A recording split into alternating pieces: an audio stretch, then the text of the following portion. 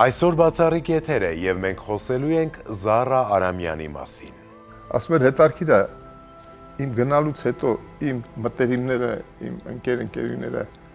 իմ ընտանիքի հետ կապ կպահեն թե չէ։ Զարայի կորուստը մեծ ցավ տվեց նրա ամուսնու Արտաշեսի սրտին։ Իր մայից հետո ինձ 3 շաբաթ առաջ ստենտ դրեցին։ Ինչպիսին է եղել Զարա Արամյանի եւ նրա ամուսնու վերջին խոսակցությունը։ Հասկացնում էր, որ գնալու եմ, ուզենամ, որ առաջին հերթին հավատքներդ ուժեղ լինի։ Ինչ է նա թողել իր թոռների համար։ Տամին մեկին ինչ-որ յուրատուկ մի բան գրեց, երևի զգում էր, թե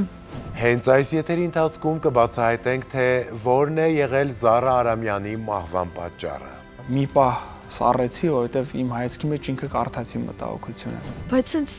ոնց որ դեռ լիովին չեմ ընկալում, որ բայց մամաս չկա։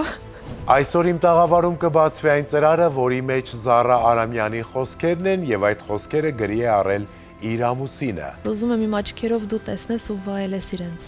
Կարոտենք իրար, բայց ծանր մի տարեք։ Ես գնալու եմ Աստծու մոտ։ Հիմա ես ու եղբայրս այդ դատարկությունը շատ ուժեղ զգում ենք։ Խոստովանություն, ուրբաթ օրը, 22:30-ին